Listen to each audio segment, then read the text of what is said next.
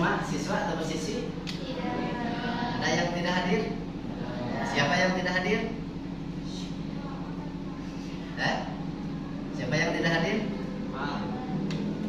Siapa? Repan. Emang kemana Repan? Sakit atau apa? Ya kalau misalkan tidak ada gangguan, seharusnya lebih baik kita itu rajin sekolah. Kita itu adalah diinginkan oleh orang tua mempunyai anak yang baik-baik ya. Ketika kita berangkat sekolah, aturan berangkat sekolah kalau misalkan kecuali ada udur ya yang tepat, baru kita tidak sekolah. Sebaiknya kalau misalkan ada di rumah, yang lebih baik kita sekolah. Jadi jangan banyak malas ya. Penting kita itu adalah mencari ilmu. Man salaka thariqan ila ilmin salakallahu thariqan ila jannah. Jadi barang siapa yang berjalan menuju ilmu, maka Allah akan menjalankan dia menuju pintu surga. Jadi pada hakikatnya ketika kita belajar mencari ilmu, berarti kita itu adalah lagi berjalan menuju taman surga. Udah sebelum kita belajar, mungkin yang terlebih dahulu kita berdoa dulu. Coba siapkan berdoa. Teman-teman siap? Siap. Sebelum belajar, mari kita baca doa di dalam hati. Mulai.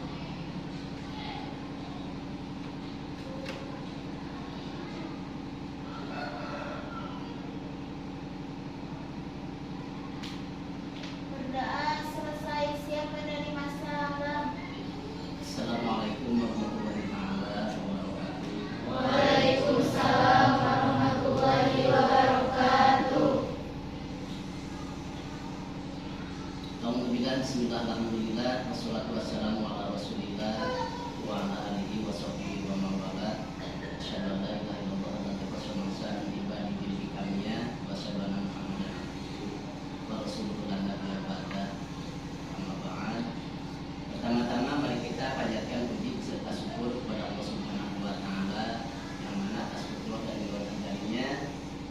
Pada kesempatan kali ini kita masih diberi kesempatan hidup di dunia ini dan disertai dengan kesehatan, ya sehingga kita bisa melaksanakan lagi kegiatan belajar mengajar sebagaimana mestinya.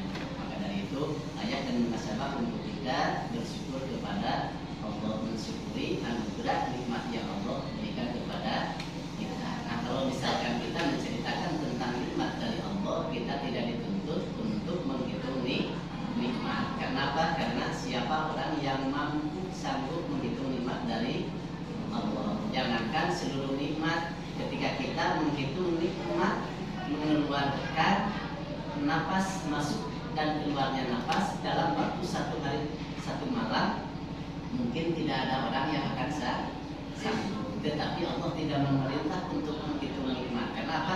Karena tidak ada orang yang akan mampu menghitung nikmat. Tetapi kita dituntut oleh Allah itu adalah bersyukur akan nikmat. Wa in ta'udzu nikmatallahi la tuhsuha, kata Allah. Andaikan kalian menghitung nikmat dari kami, yakin tidak ada seorang pun yang akan sanggup menghitung akan nikmat. Maka kenikmatan kita hidup dunia ini patut kita syukuri.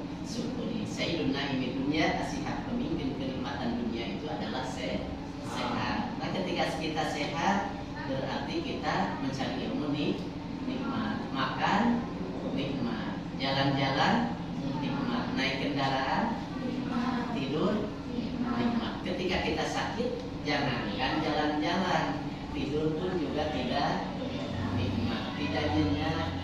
Dikarenakan apa? Banyak yang kita rasakan.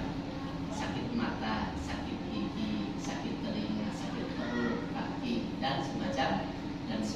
Maka dari itu kita sebagai manusia patut bersyukur kepada Allah Subhanahu wa taala dikarenakan kita masih diberi kesehatan. Teriring sholawat dan salam semoga selamanya tercurah limpahkan kepada Nabi kita, yaitu Nabi besar Muhammad Sallallahu Alaihi Wasallam, dan para keluarganya, para sahabatnya, termasuk kita selaku umatnya. Semoga kita senantiasa tercurah limpahkan oleh syafaat darinya nanti hari kiamat. Amin amin ya Allah rabbal alamin.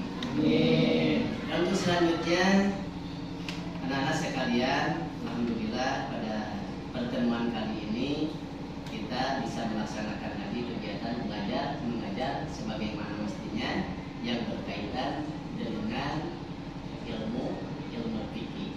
Ilmu fikih itu adalah suatu ilmu yang memberikan penjelasan penerangan kepada kita baik dan jeleknya, baik dan jeleknya ketika kita beribadah. Itu adalah semuanya diatur dengan ilmu fikih, sehingga kita bisa bagus melaksanakan sembahyang, bagusnya misalkan kita bersuci, bagusnya misalkan kita beribadah kepada Allah, itu diatur dengan bagian ilmu fikih ya. Nah maka dari itu kalian itu harus rajin-rajin belajar, baik itu dari sekolah, terutama dari pesantren. Dari sekolah ada pelajaran yang berkaitan dengan ilmu fikih, terlebih itu dari pesantren ya. Nah makanya misalkan jangan kalian beranggapan sekolah itu adalah tidak penting. Kenapa? Dikarenakan sekolah itu juga sama pentingnya. Kenapa demikian? Kita bisa membaca, kita bisa menulis, menghitung. Itu adalah hikmah dari sekolah. Kita bisa baca buku, kita bisa baca Al-Quran. Itu juga hasil dari belajar. Ya. Nah di sini kita akan membahas yang paling pertama itu adalah kita akan membahas tentang sekitar najis. Ya. Di sini ada kita mempunyai judul yaitu adalah najis dan tata cara mensucikannya. Nah di sini adalah pengertian najis, jenis-jenis najis dan cara mensucikan najis. Nah di sini ada pengertian najis, ada juga yang disebut dengan kata jenis-jenis najis, ada juga cara mensucikan najis. Nah berarti hal itu adalah perlu oleh kalian kaji atau perlu kalian pahami. Kenapa? Dikarenakan kita hidup di dunia ini tidak akan terlepas dari yang namanya najis. Bahkan selamanya juga kita bawa. Di antaranya apa? Air kencing. Yang kedua, najis di dalam perut itu adalah kotoran. Walaupun najis kalau belum keluar itu bisa sah untuk dibawa sembahyang. Kenapa? Dikarenakan hal tersebut masih ada di dalam perut. Nah kalau ketika sudah keluar berarti itu sudah menjadi najis. Maka dari itu sehingga ketika intisal kepada diri kita itu semuanya tidak menjadi sah dalam pelaksanaan ibadah. Nah maka semua itu dikaji dengan apa? Dengan ilmu fikih. Nah untuk selanjutnya, jadi pengertian najis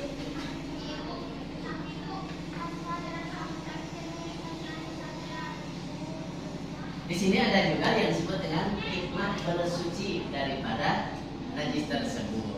Nah nanti ketika kita misalkan sudah tahu misalkan pengertian najis, sudah mengetahui jenis-jenis najis, cara mensucikan najis dan hikmah bersuci daripada najis tersebut. Insya Allah itu semuanya akan bermanfaat untuk kita semua.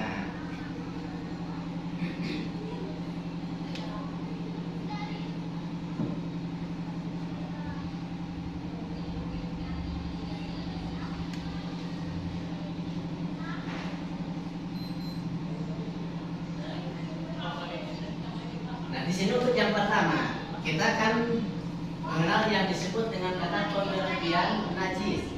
Jadi pengertian najis secara bahasa adalah yang berarti kotor atau menjijikan, tidak bersih atau tidak suci. Nah salah satunya misalkan apa saja segala sesuatu yang berbentuknya misalkan kotor atau menjijikan, maka hal tersebut itu adalah najis. Itu secara bahasa. Kita mengeluarkan misalkan sedikit apa nih? Apa disebut? Ingus. Itu apa? Secara bahasa najis. Secara bahasa. Walaupun secara istilah itu adalah bukan najis tetapi sesuatu yang menjijikkan. Tetapi walaupun demikian, secara bahasa yang menjijikan itu adalah termasuk dari kategori najis secara bahasa.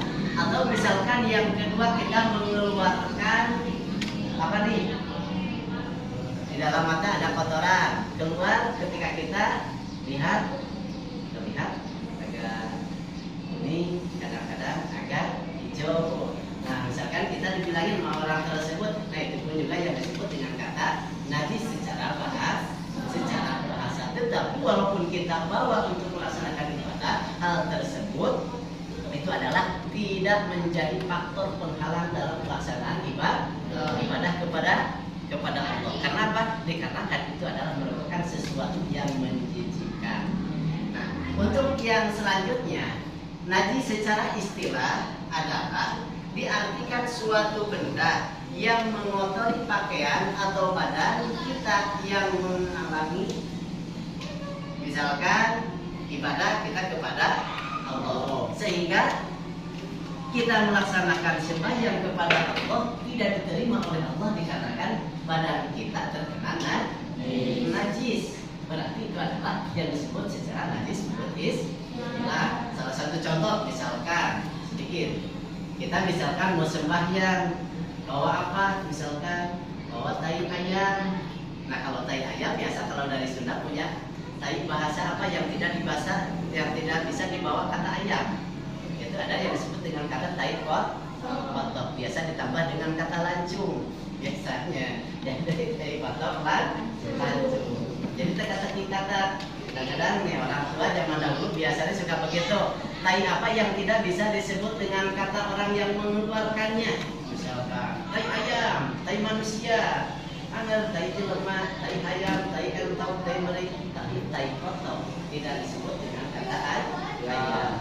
Itu ya. Nah, itu adalah berarti ketika kita tahu misalkan di badan kita ada kotoran tersebut, maka untuk kita wajib dibersihkan terlebih dahulu sebelum kita melaksanakan ibadah kepada Allah. Karena apa? Dikarenakan berarti kita membutuhkan itu adalah ibadah yang diterima oleh siapa? Oleh Allah.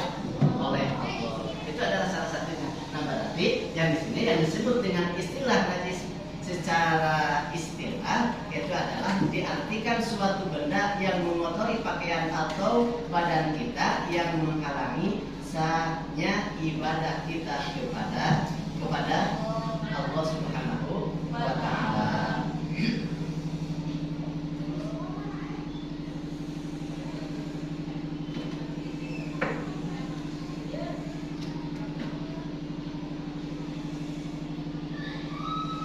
Nah, sekarang kita akan memahami tentang macam-macam najis.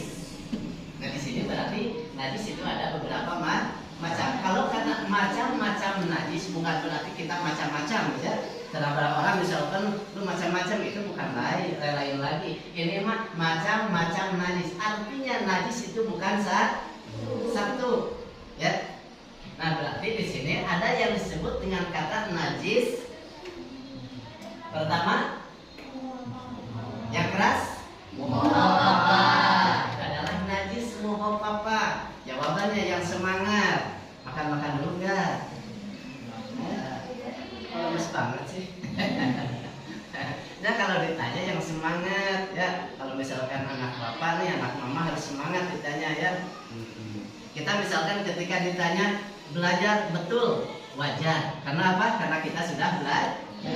Ketika kita salah, bukan pulang ajar. Orang yang salah juga wajar. Karena apa? Karena kita lagi belajar. Kalau orang misalkan orang yang salah pulang ajar, itu salah ya. Jadi misalkan ketika orang belajar betul, wajar karena sudah belajar. Kalau misalkan salah, wajar karena kita lagi belajar, bukan pulang ajar ya. Kalau yang pulang ajar orang yang tidak tahu diri baru pulang ajar. Yang pertama, najis itu adalah yang disebut dengan kata mukhafafah. Arti dari kata mukhafafah itu adalah, siapa yang tahu arti dari kata mukhafafah? Ada yang tahu? Ini bagian yang tengah, muhafafah, mutawasitoh, mugolado. Nah, berarti di sini siapa yang tahu muhafafah? Di sini ada yang tahu muhafafah? Bagian yang tengah? Arti dari muhafafah apa? Hah? Najis yang ringan. Nah, itu betul. Jadi yang disebut dengan kata najis muhafafah itu adalah najis yang ringan dalam hukumnya. Yang kedua, ada yang disebut dengan kata mutawasito, berarti tengah-tengah. Artinya antara muhafafah dan mugolado. Yang namanya antara berarti ada di tengah. Nah, di sini juga mutawasito. Artinya mutawasito itu adalah pertengahan. Yang di sini ada yang disebut dengan kata mugolado. Arti dari kata mugolado berarti itu adalah apa? Najis yang dibangakan dalam hukum fikih. Ya, misalkan berat hukumnya itu adalah yang disebut dengan kata najis mugolado.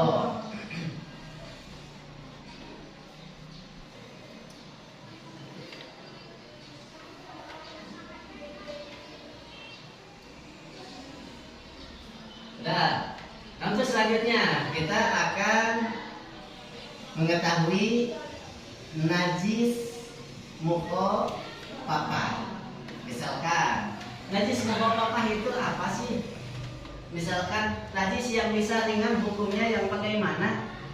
Ya, najis mukhafafah itu adalah baulus sabiyyi alladzi lam yat'am ghayra labanin. Baulus sabiyyi al-haulain alladzi lam yat'am ghayra laban. Artinya air kencingnya anak-anak yang usianya belum 2 tahun. Lagi pula si anak tersebut itu adalah belum makan apa-apa ghayra laban, artinya selain air susu. Air susu siapa? Ya, ASI, air susu ibu, bukan air susu kuda, bukan air susu sapi, apalagi air susu hutan. Ya, nih di sini adalah contoh misalkan air kencing anak-anak, misalkan anak laki yang berumur di bawah 2 tahun dan minum susu ibu saja. Nah, ini adalah yang disebut dengan kata najisnya itu adalah najis mukhafafah. Nah, ini adalah yang disebut dengan kata najis mukhafafah. Itu ringan hukumnya. Misalkan kalau kita punya anak nih, misalkan kita punya anak, misalkan salah satu contoh Tehra punya anak, udah punya anak belum? Udah punya anak belum?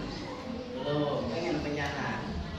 Ya, sabar aja, nanti juga punya ya. Cuman ini persiapan sebelum kita nanti punya anak. Nah, ketika kita punya anak misalkan, nah kita punya anak itu adalah baru usia 2 tahun, tidak makan apa-apa kecuali air susu. Kalau zaman dahulu sampai 2 tahun. Nah, kalau sekarang anak sekarang lahir hari besok udah dikasih bubui sampo, bubui singkong. Kalau anak sekarang nih, kenapa? Kalau anak dahulu itu begitu lahir anak cuma bisa menangis, matanya masih keadaan pejam. 1 minggu, 2 minggu anak tersebut masih belum bisa melihat, matanya pun juga masih belum terbuka, masih tertutup. Berbeda dengan anak sekarang. Kalau anak sekarang begitu lahir, udah minta makan, matanya juga udah belotot. Kenapa coba? Kenapa? Mungkin seiring dengan kemajuannya zaman.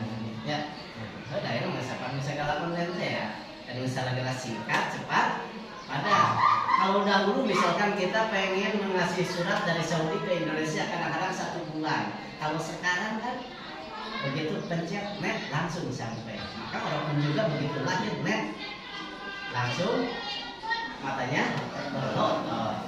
Maka banyak anak-anak zaman sekarang memarahi orang tuanya, mencaci maki orang tuanya. Kalau begitu lahir, itu adalah ya salah satu mungkin itu humor saja biar kalian tidak jenuh. Tapi itu adalah bisa dipahami untuk kita. Nah, untuk selanjutnya berarti kita akan memahami tentang najis mutawassithah.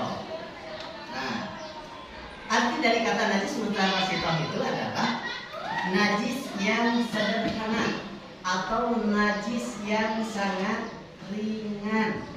Ya, ingat satu kali lagi, najis mutawassithah itu adalah najis yang ringan. Artinya najis selain najis mukhaffafah, selain najis mughalladah, berarti itu adalah najis mutawassithah. Maka tadi pun juga dalam panduan dalam label tersebut ada dari bagian tengah kedua ya. Jadi antara najis mughalladah dan najis mukhaffafah itu yang disebut dengan kata najis mutawassithah.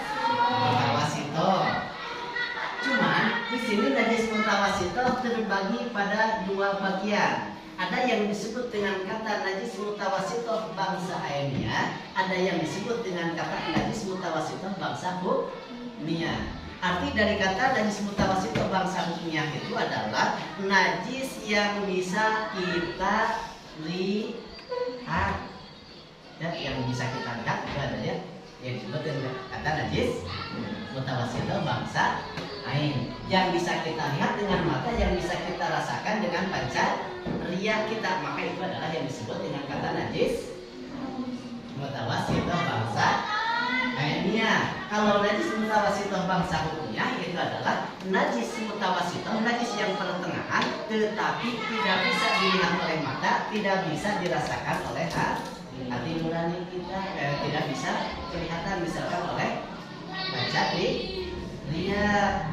Nah, itu adalah yang disebut dengan kata najis mutawassithah bangsa hukmiyah. Insyaallah nanti pun juga akan lebih penjelasannya bagaimana tata cara mensucikannya, baik dari najis mughalladah, najis mutawassithah ataupun najis mukhaffafah, atau najis mukhaffafah, mutawassithah dan najis mughalladah. Salah satu contoh misalkan mana jenis-jenis selain najis mukhaffafah dan mughalladah seperti darah misalkan. Adanya misalkan nanah atau muntah misalkan, nah itu adalah di sini. Nah, seperti darah, nanah dan muntah itu yang disebut dengan kata najis mutawassithah. Pokoknya selain daripada najis mukhaffafah, selain daripada najis mughalladah, itu adalah yang disebut dengan kata najis mutawassithah atau najis yang sederhana. Itu adalah arti daripada mutawassithah adalah sederhana.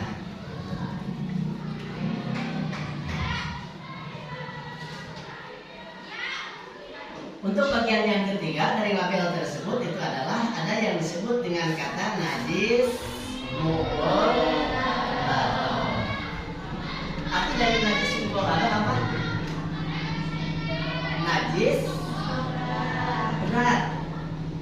Istilah bahasa Sunda dibangetkeun tina hukumna. Itu bahasa Sunda. Kalau bahasa Indo, bahasa persatuannya itu adalah najis yang berat. Misalkan apa saja? Najis apa?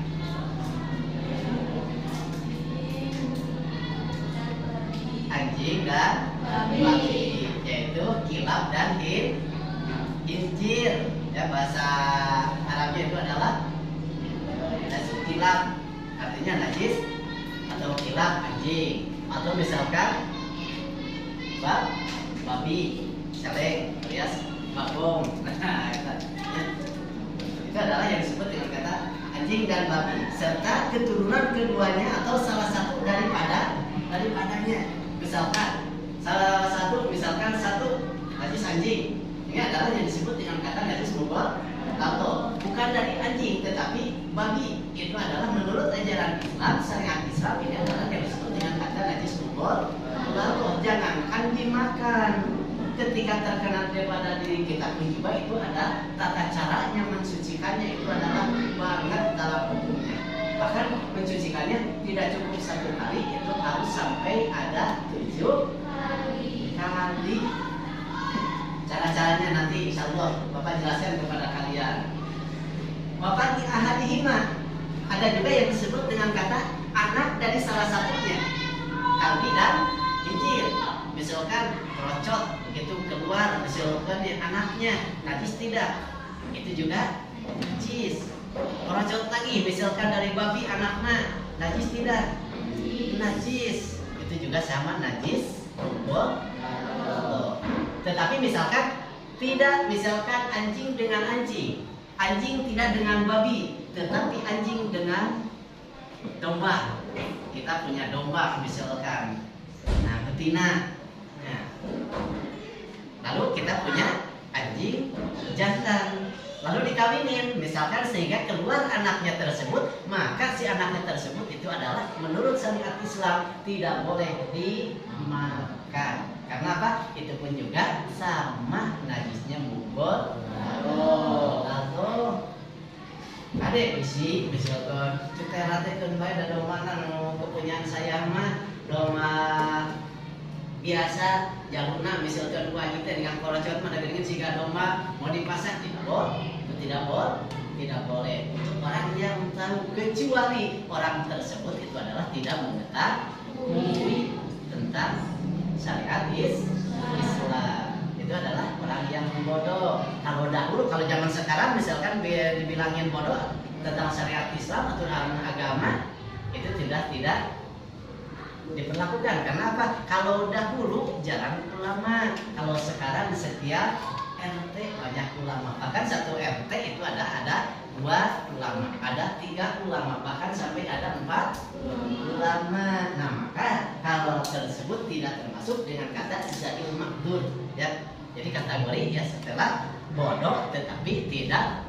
menduduki derajat yang mendapatkan kemudahan dalam syariat Islam. Jadi tetap aja maka dari hal tersebut dikarenakan di kita itu kan dari setiap majelis taklim, di setiap masjid jame diadakan pengajian ibu-ibu dan bapak, maka tidak layak kalau kita misalkan bilang tidak tahu. Nah itu adalah yang disebut dengan kata najis mughalladh.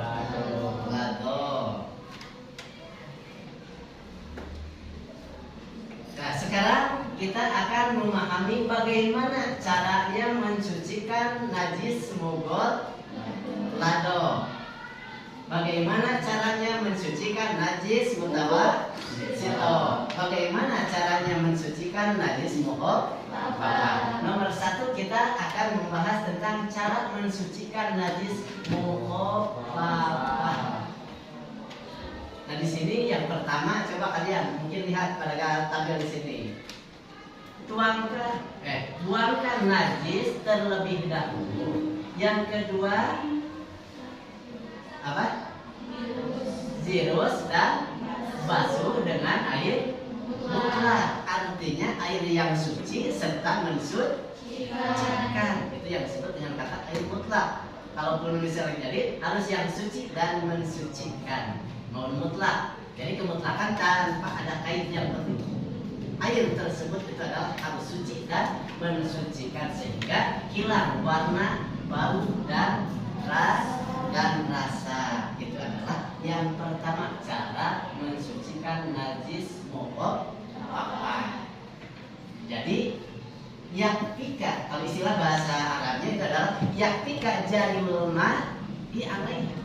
Maka cukup untuk kalian cara mensucikannya itu adalah menuangkan air kepada najis tersebut. Kalau istilah bahasa fikih, misalkan kalau melihat tadi kita Safinatul Najah, ya misalkan anak kencing, udah jadi cepat misalkan udah bersih, itu pun juga sama, ya misalkan Terat punya anak, nah balik lagi pada Terat suka senyum Terat mah.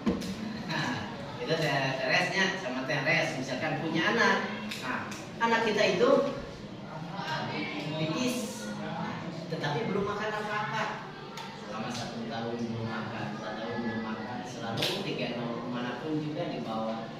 Selalu tak gendong kemana-mana, tak gendong mau ke sawah, tak gendong tak gendong ke pasir, tak gendong di luar kasur, tak gendong sama jeung bapana, wah rugi berat. Nah, humor atau humor. Jadi kita selalu dibawa. Kenapa? Karena anak tersebut masih kecil. Nah, ketika misalkan si anak tersebut yang belum makan apa-apa, kalau misalkan buang air kecil alias papan, hiih ngompol teh, cara mensucikannya cukup dengan mengucurkan air yang bersih kepada najis tersebut, maka bersihlah. Bagaimana misalkan si anak tersebut belum 2 tahun tetapi makannya sudah seperti orang tuanya? Ada misalkan jagung dimakan, ada nasi dimakan, asin japuh dimakan. Caranya bagaimana? Misalkan yang dulu orang tuanya bisa menyem kasih sama anak, itu adalah orang tua dahulu. Tapi sekarang juga masih banyak orang yang demikian. Majalah misalkan begitu anak lahir baru 3 hari nangis, dikasih air susu masih nangis. Kata ayahnya, mah mungkin anak tersebut sudah pengen makan nasi. Akhirnya orang tuanya ngambil nasi punya dengan apa? Ambil lagi asin japu. Misal dengan air japu, misalkan punya baru dimasukin kepada anak tersebut. Nah, ketika anak yang demikian, begitu anak tersebut itu adalah kencing, maka anak tersebut itu adalah bukan najis muhafaf, tetapi itu termasuk ke bagian dari najis mutawasito. Nah, itu adalah cara mensucikannya.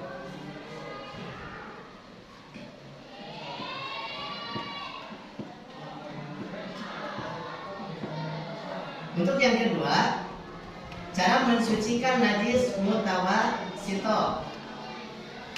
Itu adalah mutawasito, najis yang berada dalam tengahan.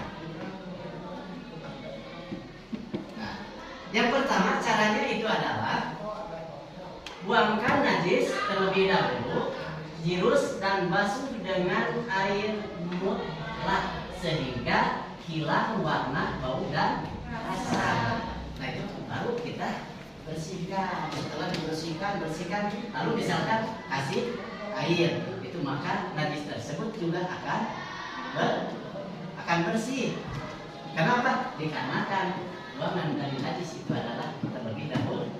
Nah, dari bagian najis mutawasito terbagi 2 bagian. Mutawasito bangsa airnya, ada juga yang disebut dengan mutawasito bangsa hukumnya. Kalau najis mutawasito bangsa airnya itu adalah yang pertama buangkan dulu najis terlebih dahulu sehingga bau, rasa dan warna itu hilang, baru tuangkanlah air sampai bersih. Cukup dengan demikian. Kalau najis mutawasito bangsa hukmiyah, artinya yang tidak terlihat, tidak tertampak, misalkan terkena cairan kencing, misalkan anak yang sudah lebih daripada 2 tahun yang sudah makan. Ketika misalkan terkena najis kepada diri kita, maka kalau misalkan seandainya kita merasa yakin najis tersebut kena di sini, maka di sini cukup dengan mengasih tanda bulatan bulat biru. Misalkan, nah dari sini misalkan terkena najis, maka di sini itu adalah dibulatin dulu. Nah, setelah dibulatin, baru di sini adalah dituangin air. Itu pun juga sudah cukup. Itu yang disebut dengan najis mutawasito. Yang selanjutnya berarti kita membahas tentang najis mughalladho. Nah, najis mughalladho itu adalah najis yang berat dalam hukumnya. Bagaimana cara mensucikannya? Maka di situ adalah buang najis terlebih dahulu. Yang kedua, jirus dan basuh dengan air mutlak. Ya, tadi sudah dikasih tahu yang disebut dengan air mutlak, sekali air bercampur tanah. Berapa kali? Di situ adalah dengan bisab'i ghusalatin, dengan 7 kumpahan. Nah, salah satunya ihdaduna bitul itu Rob salah satunya itu adalah harus pakai tanah. Baik itu misalkan tanah dari wasuhan yang pertama, apakah misalnya yang pertama itu adalah dibuang dulu najisnya, yang kedua baru pakai tanah, atau wasuhan ketiga, keempat, kelima, keenam, bahkan sampai yang ketujuh itu juga boleh.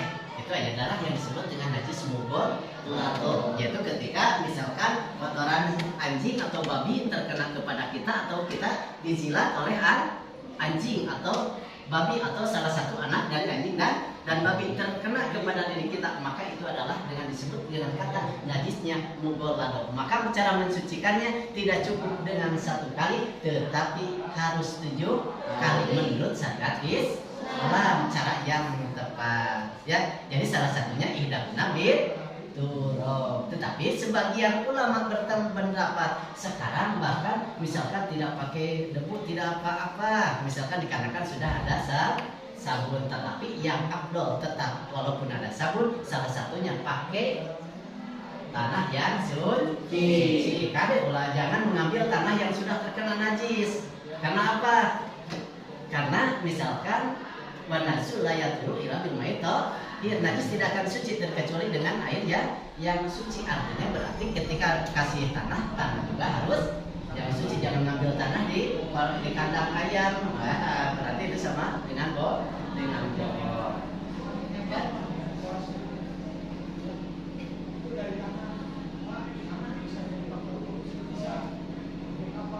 Untuk selanjutnya berarti kita akan memahami tentang hikmah dari bersuci. Nah, di sini adalah hikmah bersuci daripada najis tersebut. Yang pertama, ibadah, insyaallah kita akan diterima oleh Allah Subhanahu wa taala. Yang kedua, terhindar daripada penyakit. Yang ketiga, dapat mengelakkan gangguan setan. Ketika misalkan setan datang ketika kita keadaan suci, katakan setan tidak akan suka daripada orang yang suci, sukanya dari yang kotor-kotor, dari hidung. Misalkan ketika hidung banyak ingus, nah setan suka. Ketika misalkan mulut kita banyak cekil, banyak yang bau-bau, setan suka. Dari yang bawah juga sama ya, makanya dari atas sampai bawah harus keadaan suci. Kalau misalkan pipis tidak bersih berarti setan suka ya. Jadi agar tidak disukai oleh setan berarti keadaan kita itu harus suci. Karena Allah yang maha suci, maka Allah menyukai yang suci.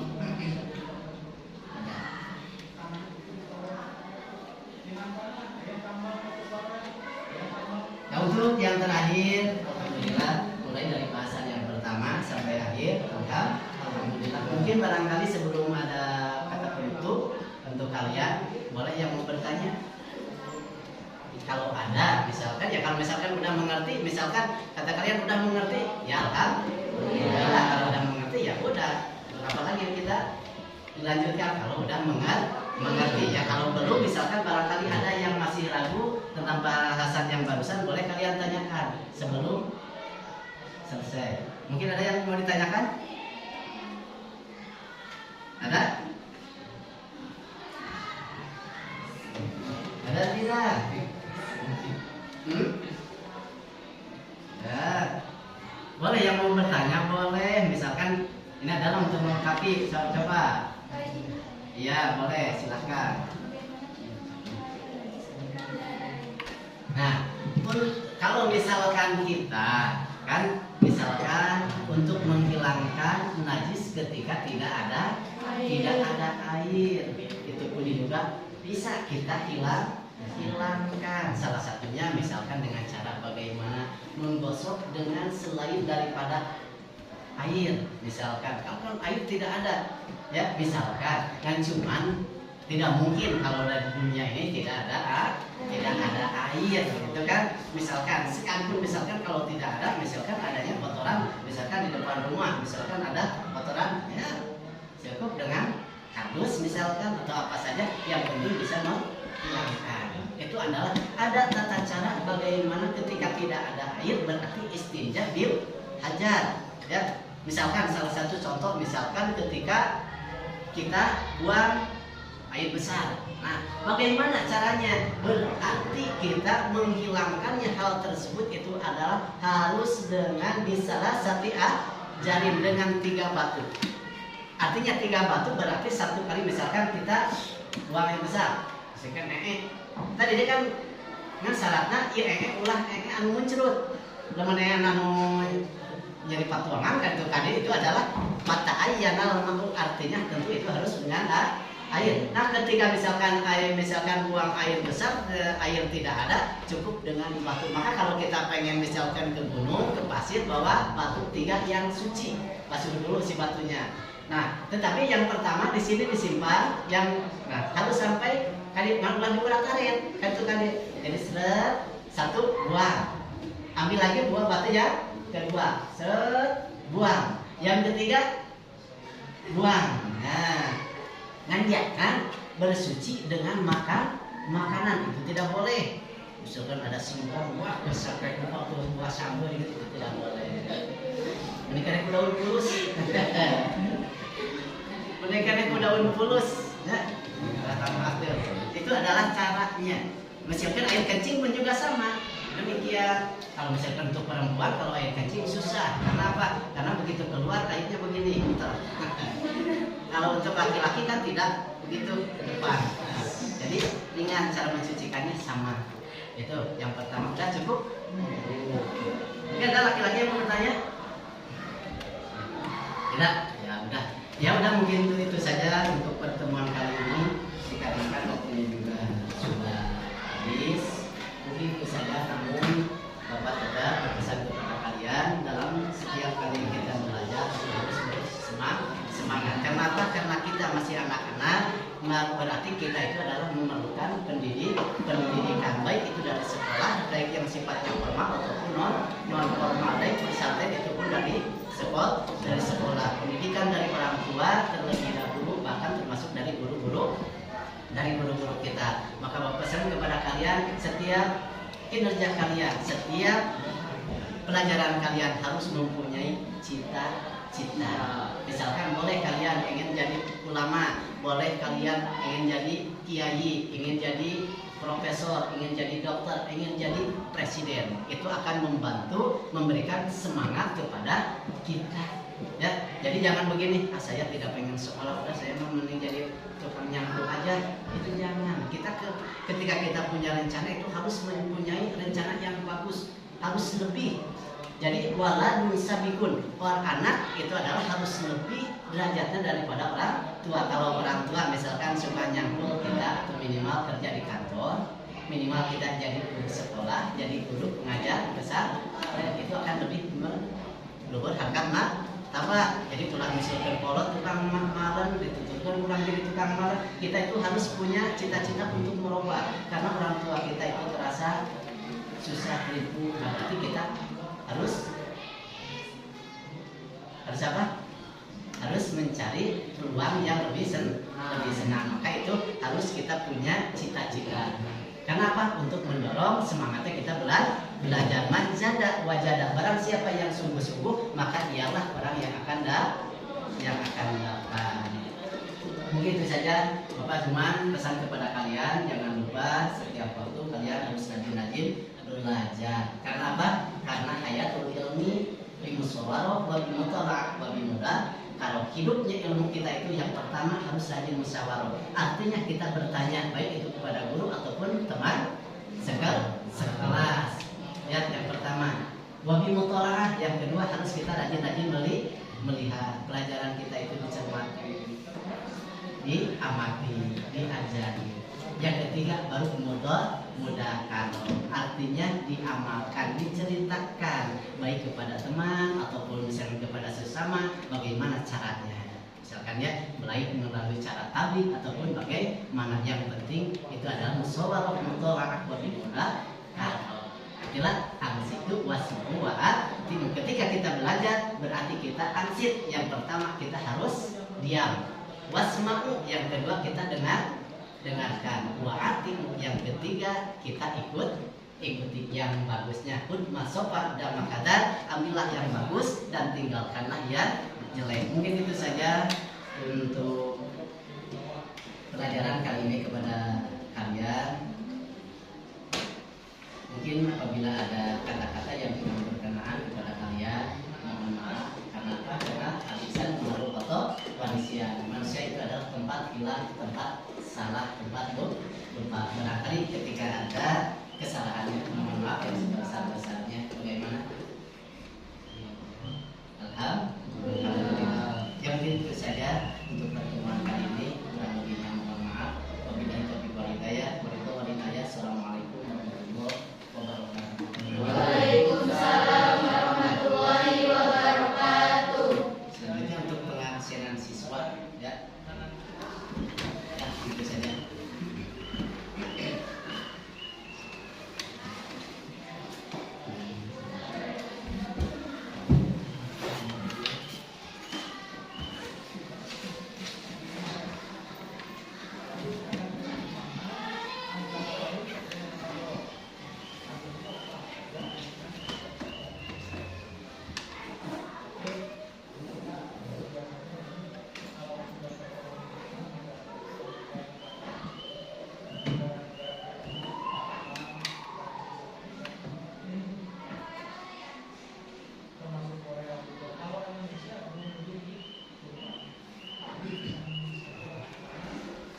yang